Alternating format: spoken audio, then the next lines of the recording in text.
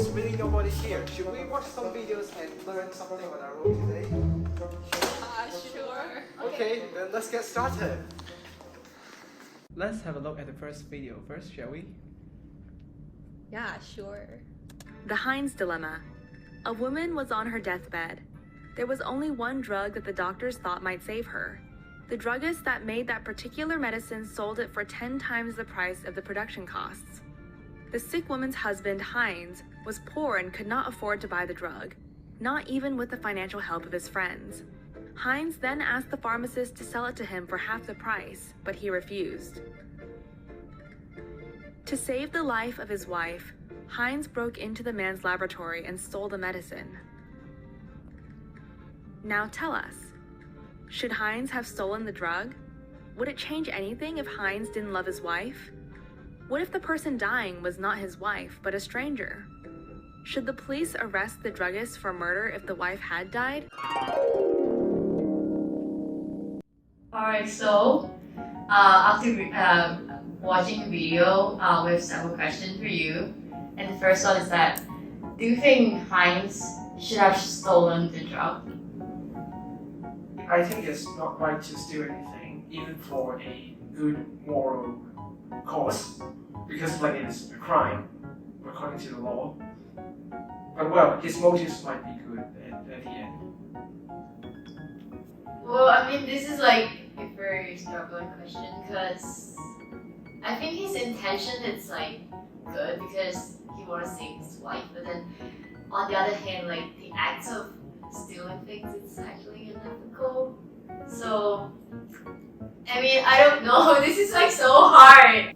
I think it's really an expression of how the world's inequality is existing. Because if Heinz was like, if he was a richer person, he don't need to steal the drug to save his wife. But it's really pathetic that like a person's life is even cheaper than money. Like people's life should be invaluable. I mean, if I were him, I would. I don't know. I'll probably not steal like the drug because I feel like if I stole the drug, then I will go to jail. Then no one will be taking care of my wife. And also stealing things is not the correct thing to do. But I don't want to see my wife die. Oh my god, this is like too hard for me. What do you think? But for me, I don't think stole the drug is like bad thing. But What? So you steal a drug if you need it? because it's just he just considered their own like their benefits. In fact, that he couldn't afford the medicine shows the issue of having excessive out-of-pocket payment in the health system when we have to buy the medicine with a huge sum of money instead of having government subsidies or their particular plans to help the poor to cure their diseases. That's an issue as well, I think. Should the police arrest the druggist for murder if the wife had died?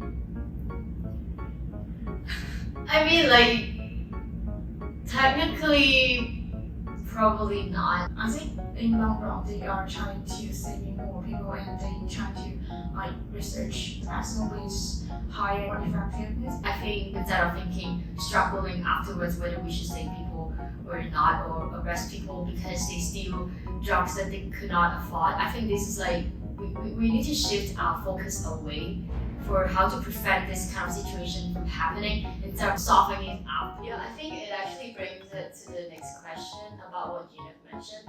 So, I guess both of you should be like pretty well off, or at least like financially capable in sustaining your life and medical services. So when you were watching the videos, you can see that Heinz and his wife is actually suffering from the high price of medicine and medical access. So I wonder like how you feel. I think this video rings a bell, like in Dr. Phoo's lecture we once came across a photo of children from the poorer regions. and they have symptoms of starvation, malnutrition, etc. They don't choose to be in such a situation. That we should just also think about their fate, their suffering, and those who are capable should try and help. Not that we must achieve 100% equality in everything, because that would rule out statistical randomness and it doesn't make sense in real life, but we should still try to make the differences between the quality of life and access to healthcare in the video's content more equal. Yeah, I agree that inequality can't be solved completely and 100%. And just because we are human and we are not animals, we will not we'll have empathy, but not like just the stronger ones survive, something like that. Because we have empathy to save the weak ones, because we are humans, but we're not we have brains and emotions. Yeah. Alright, so seems like this topic's a little bit dark. Maybe we can flip the side and watch another video so that to see how you guys think about it. Of course.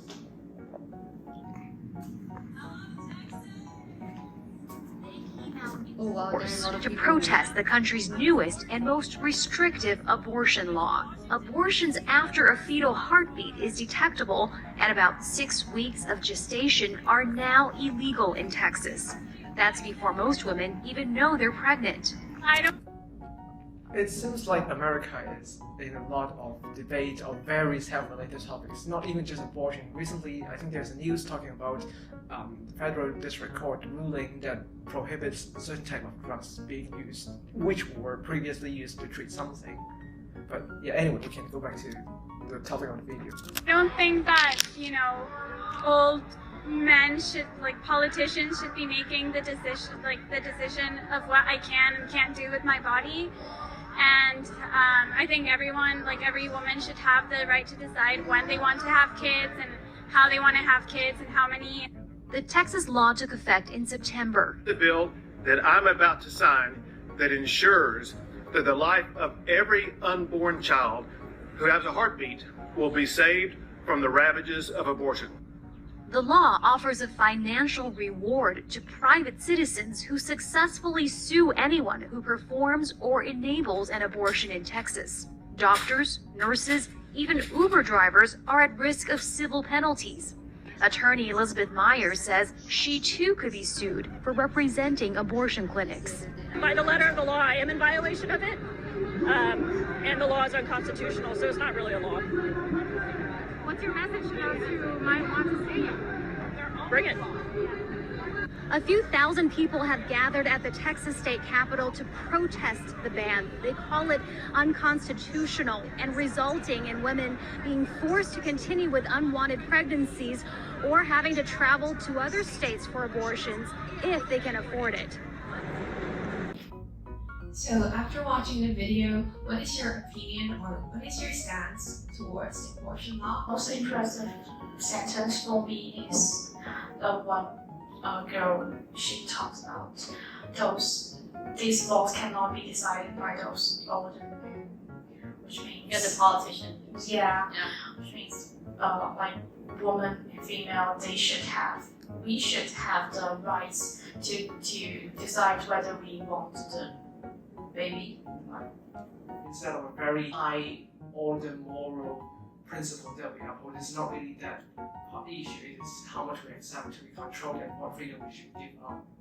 I personally against the law because I think that women should have their freedom and control over their own body.